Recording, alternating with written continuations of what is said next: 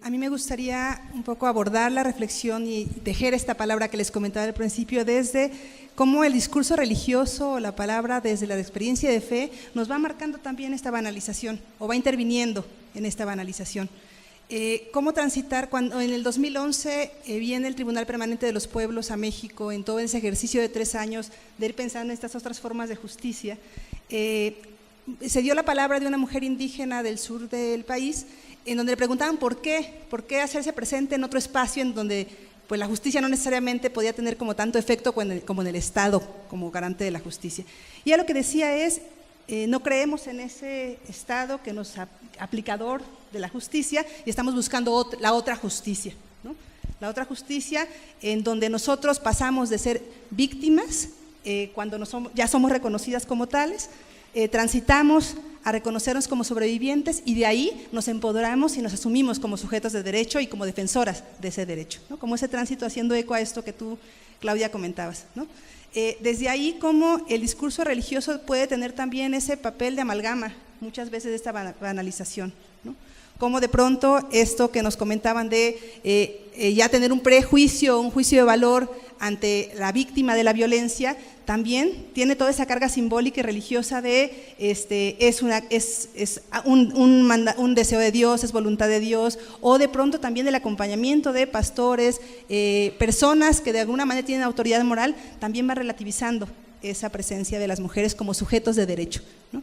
En el mejor de los casos quedan como temas o como objetos dignos de nuestro acompañamiento pastoral, de nuestra presencia misericordiosa, pero no hay una herramienta que ayude a apropiarse de ese discurso, de manera que no solo no se banalice o se invisibilice a los cuerpos de las mujeres, sino que se transite a reconocer a las mujeres como sujeto de derecho y desde ahí el símbolo tan evidente como el visibilizarse y reconocerse de víctimas en ese tránsito a sujetos de derecho. Y bueno, el otro elemento que quería yo destacar tiene que ver con esta carga simbólica en cómo el elemento religioso y muchas veces nuestros discursos teológicos están también inconscientemente alimentando esta práctica, ¿no? Alimentando esta banalización, esta justificación de la violencia, esta carga. Yo, escuchándote, Julia, en el panel anterior, hacía mucho eco también de todas estas prácticas teológicas que también han acompañado todo el discurso feminicida, ¿no? Las cruces, los éxodos por el desierto de Juárez a Chihuahua, las mujeres también reconociéndose sujetos a partir también del apropiarse del discurso religioso como propio, como una herramienta que les puede potenciar, y también, lo voy a nombrar así, quitándoles ese discurso religioso del secuestro de toda una institucionalidad que las ha puesto, en el mejor de los casos, en ese altar de madres, pero no reconociendo al sujeto de derecho. A mí me parece que ahí también tenemos que tener mucha expertise, mucha astucia en toda esta reflexión desde la perspectiva de género, desde la perspectiva feminista, para ir deconstruyendo el discurso teológico de manera que sea herramienta que nos permite también ir acompañando despojarse de culpas, despojarse de lastres religiosos que no nos van ayudando a reconocernos sujetas de derecho, ¿no? Y desde ahí vamos validando estas prácticas de violencia. Muchísimas gracias, Marisa. Antes de pasar a preguntas y respuestas, me parece que ya empezaron a recoger las compañeras las preguntas. Yo he estado pues escuchando las intervenciones y me vienen a la mente, bueno, pues estamos en un congreso de teología feminista y lo primero que se me viene a la cabeza es pensar esto de ama a tu prójimo como a ti mismo. Y de ahí empieza mi mente a brincar y me voy a preguntar, ¿cuándo en ese concepto de prójimo dejamos de estar incluidas las mujeres? ¿En qué momento no nos incluyeron o no nos incluyen, que se banalizan tantas agresiones hacia nosotras, físicas, sexuales, emocionales, económicas, etcétera, ¿no? Y luego de ahí me voy pensando un poco en la historia, porque de repente cuando yo he preguntado me han dicho, es que eran los tiempos antiguos y en ese entonces así se consideraba a las mujeres, pero hoy ya no son esos tiempos antiguos, estamos en el año 2017, ya no podemos seguir pensando que eso pasaba y entonces tiene que permanecer, hay que hacer un cambio, ¿no? Y entonces me voy a la reflexión de la justicia, que que es otro ámbito donde, de acuerdo a las épocas, sea el tema de las mujeres, pues no se ha considerado, ¿no? No nos consideraban sujetas de derecho, ¿no? En algún momento, ni siquiera cuando se plantean de inicio los derechos humanos, y la mujer que plantea que nos incluyan le cuesta la vida, ¿no? Y luego vamos a hablar de conquistas y de abusos de poder internacional y de colonización, que también se ha tocado, de este hombre blanco poderoso, misógino, que está hoy en el poder en un país tan poderoso como los Estados Unidos. Y todo esto me lleva a la reflexión de todo esto a través de los tiempos se ha pasado a las prácticas sociales, ¿no? A la educación. Y hoy en día estamos en un momento que me parece que es coyuntural, porque empiezan a haber ya movimientos de mujeres una vez más a nivel internacional. Y mi pregunta sería, ¿qué hacemos? A través de las artes, a través de la educación, a través de los medios de comunicación y de las TICs, porque ya creo que ya no podemos seguir hablando de que así se pensaba, es que antes las leyes, es que así era, o no. O sea, hoy tenemos que hacer algo, estamos en una universidad donde se está llevando a cabo este congreso, y yo tengo preguntas, ¿qué hacemos desde la educación? ¿Qué hacemos? Porque ese es nuestro campo donde tenemos que empezar a deconstruir todas estas violencias, toda esta colonización, todas estas injusticias, las tenemos que empezar a deconstruir desde diferentes ámbitos, ¿no? Entonces, esta sería como mi pregunta, y en cuanto lleguen las demás. Yo, bueno, es la pregunta, ¿no? Evidentemente al qué hacer. Yo simplemente apuntaría sintéticamente que yo empezaría por una descolonización propia, ¿no? Creo que todos de una u otra manera estamos colonizados por diferentes discursos e ideologías, puesto que pululan allá afuera, ¿no? Quizá a través, transmitidas no necesariamente a través de la educación formal exclusivamente, pero desde la educación informal en las casas, cómo reproducimos los patrones, cómo educamos a los niños en cuestiones de género, ¿no? Al niño se le dice, ay, hazle la cama a tu hermanita, el niño sí sale y juega, y a la niña no, tú no salgas sola con tus amigas, ¿no? Cuando va, como el caso argentino, encabezado que iban dos argentinas viajando e iban solas, es decir, como si el ser mujer e ir con otra mujer no ya te haga ir acompañada, no, somos solas, es decir, empezar a cambiar toda esa manera de pensar, de colonizarnos a nosotros mismos y evidentemente educar desde ahí, diría yo.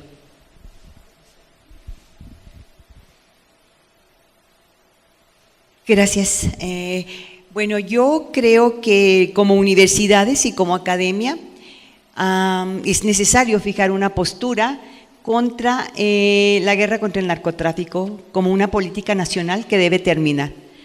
No podemos seguir permitiendo el exterminio y la destrucción de los hombres y las mujeres.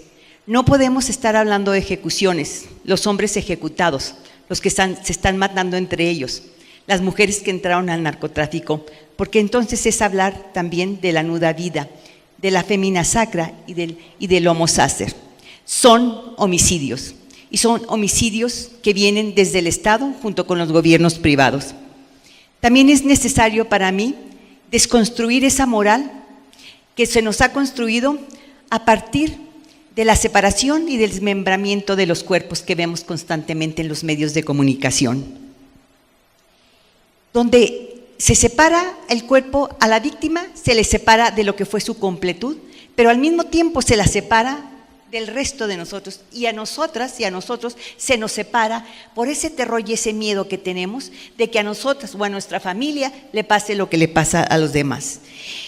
Otra cuestión que para mí es muy importante es que hay que deconstruir y hay que llamar como universidades y como colegios de investigación que matar no se nos debe de poner como una obligación, sino que, o sea, matar se nos ha dicho, bueno, es que tenemos que estar, va a haber los daños colaterales, se están matando hasta ellos. Se exige que maten a las personas y las personas lo aceptan, porque si vemos cómo contestan en estos medios electrónicos, dice, ay, qué bueno que lo mataron, o cuando dicen, sufrió tortura, lo debían de haber torturado más. Entonces, esta nueva moral que tenemos y que esvetan Todorov nos dice es que no tengamos simpatía ni empatía por el dolor que le sucede a las otras personas, que el terror no nos permita hacer esos acompañamientos políticos, esos acompañamientos públicos, esos acompañamientos de escrito hacia las demás personas. Y las acciones, desde Hannah Arendt, las acciones son grupales y las acciones tienen un inicio, pero es solamente un inicio concertado en quienes podemos y que debemos hacer que lo que ha sido diferente sea igual. Hay inicios que se están dando en nuestro país y que no sabemos el desenlace, pero estos inicios van hacia la reconstrucción de la vida. Gracias. Muchísimas gracias. Aquí tenemos, voy a leer 2 preguntas, quien las quiera responder. Nos dicen, ¿qué papel juega la veneración a María del modo en que se da en la banalización de lo que vivimos las mujeres? La siguiente es, el discurso religioso banaliza, pero también valida y otorga reconocimientos disfrazados de privilegios a las mujeres que aguantan el sufrimiento, sufridoras, nos pone entre comillas. ¿Cómo se les llama en provincia? Voy a contestar estas.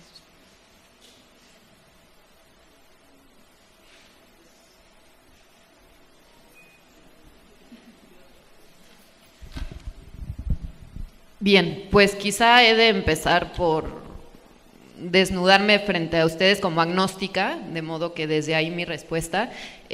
Para mi gusto, la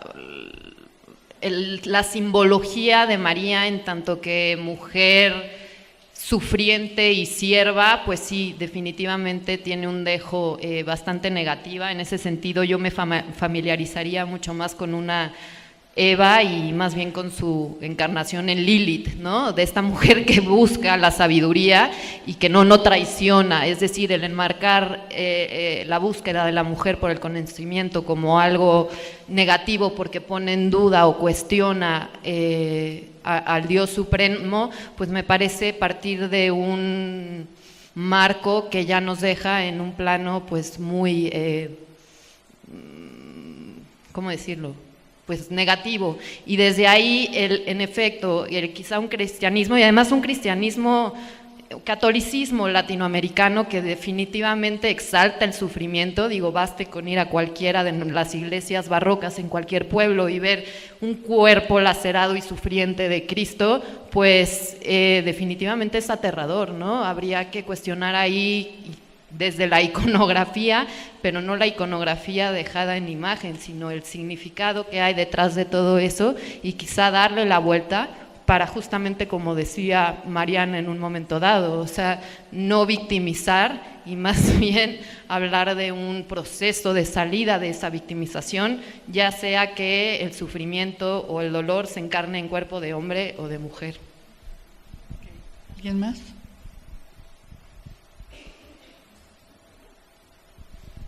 A mí me parece que pensando en esa lógica, esta misma experiencia que estábamos viviendo ahorita ya es un qué hacemos, ¿no?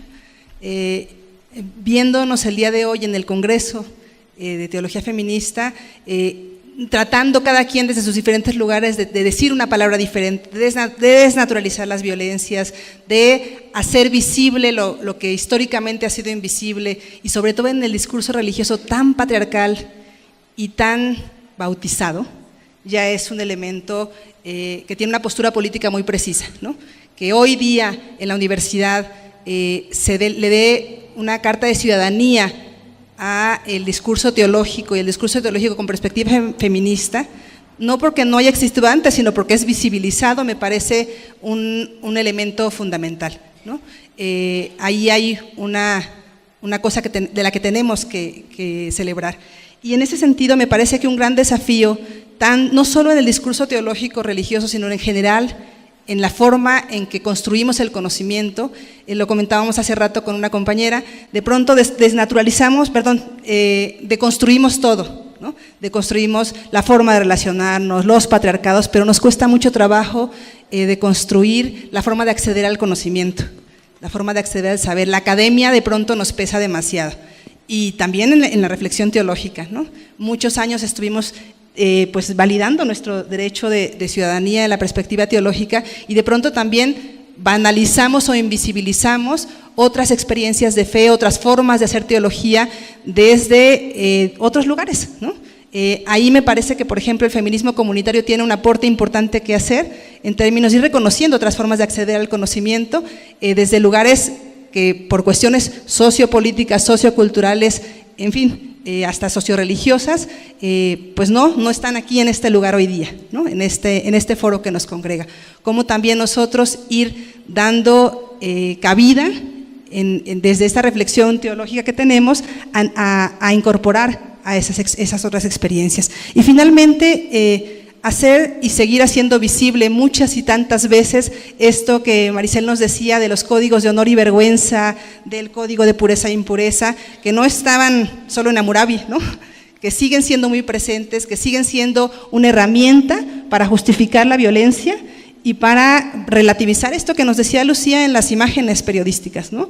De pronto, son los mismos códigos que nos planteaba Maricel en su momento, ¿no? Cómo esa parte nos puede ir como ayudando a tomarnos también conciencia de hacer una autocrítica también de la experiencia feminista, de cómo ir avanzando para que no hablemos ya solo de la violencia, sino de las otras formas de relación que, bueno, han sido batallas políticas históricas en el movimiento feminista, ¿no? Muchas gracias. Tenemos aquí otras preguntas. Nos dicen, ¿la violencia de género es en todas las clases sociales? Los feminicidios, torturas, etcétera, son exclusivas de las personas pobres, y la relaciono con esta otra pregunta que tiene que ver sobre la violencia que sufren las mujeres de la tercera edad, ¿no? Las mujeres mayores. En la quiera.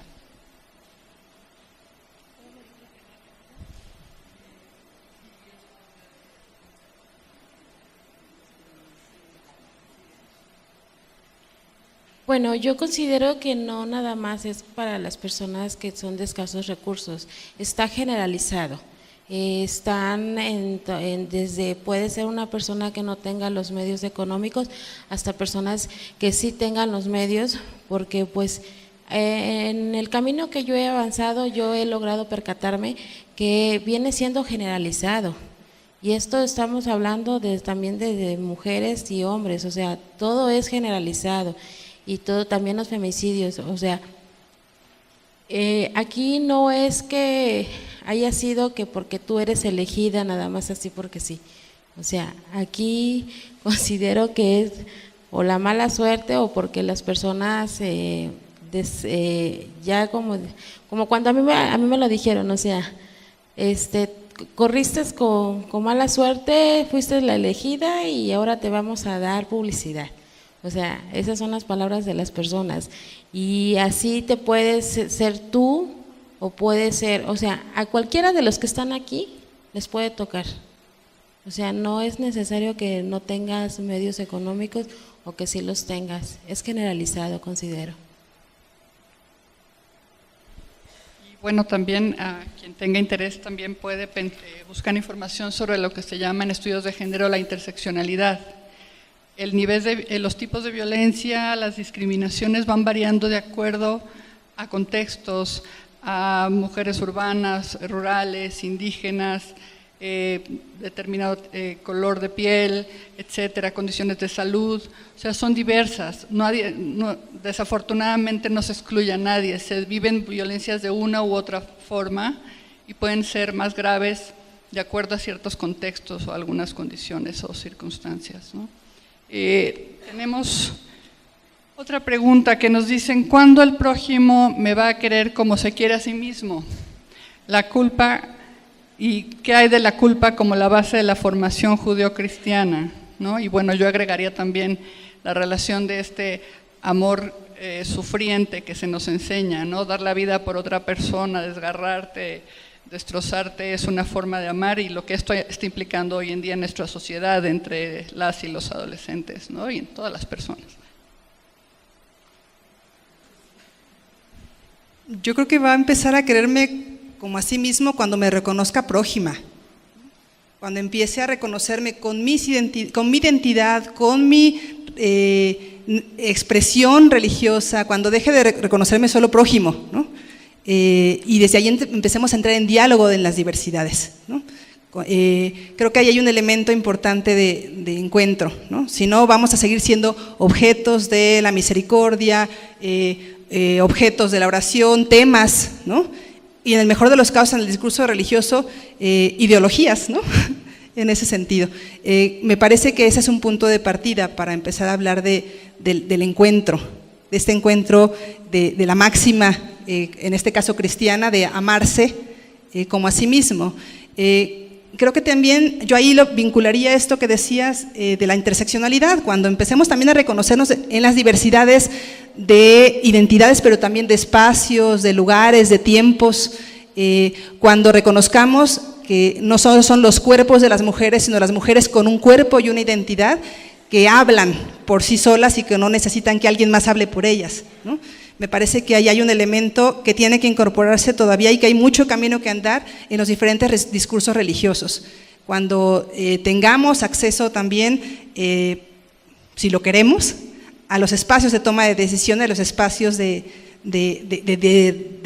liderazgo en las diferentes iglesias y espacios de fe, ¿no? Ahí me parece que hay un elemento importante, porque eso favorece y legitima también las violencias cotidianas, ¿no? Yo quisiera agregar algo a lo que tú comentaste, Adriana, pero desde otra óptica, sobre los cuerpos sufrientes o sobre el uso de cruces que hacen familiares de víctimas. Yo lo quisiera ver también como el reposicionamiento de sus hijas como cuerpos sagrados, en el momento que utilizan la cruz y que hacen esa alusión al Cristo ensangretado. O sea, el cuerpo de Cristo es sagrado, el cuerpo de mis hijas también es sagrado. Otra de las cosas que yo escucho a víctimas o a familiares de víctimas es, en esta nación, mire, yo ya no voy a pelear la justicia en este mundo, sino se la dejo en manos de Dios. Y yo me pregunto, si dejarle la justicia en manos de Dios quiere decir que si Dios los va a castigar con el fuego eterno y para siempre, ¿no? Porque finalmente la justicia terrena tiene pues plazos y cuestiones. Entonces a mí sí me parece que todavía falta problematizar y falta un estudio muy cuidadoso y muy analítico sobre este uso de las cruces, sobre todo este uso de las cruces que se extiende a partir de Ciudad Juárez. Ahí está presente y este símbolo recorre todo el mundo y nace pues en Ciudad Juárez, que en el norte son de los menos que recibieron la cristianización menos que las demás ciudades del centro de la República, ¿no?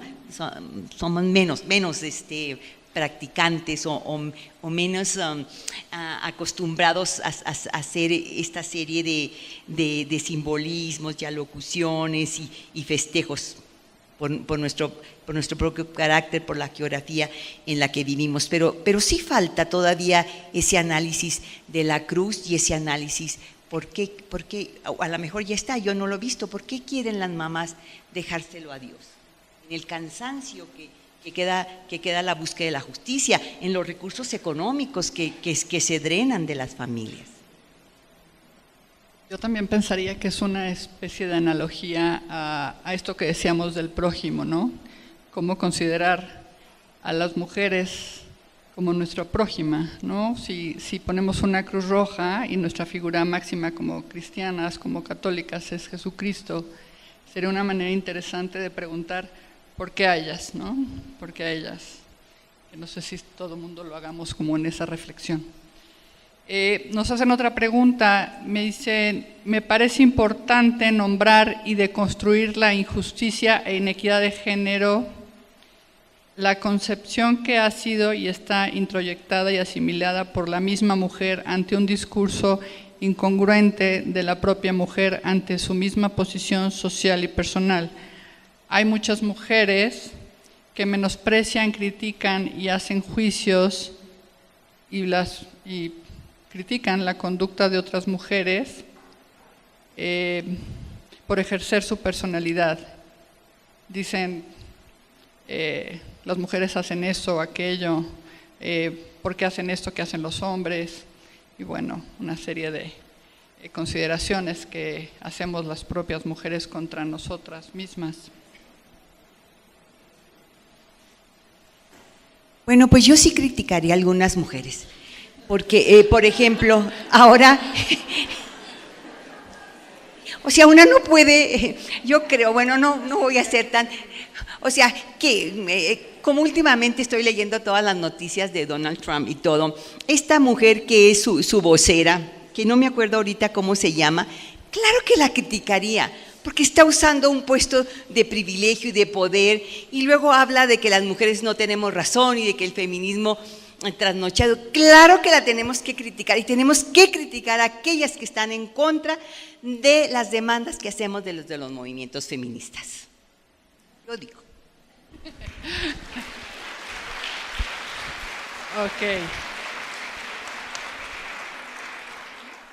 Ok.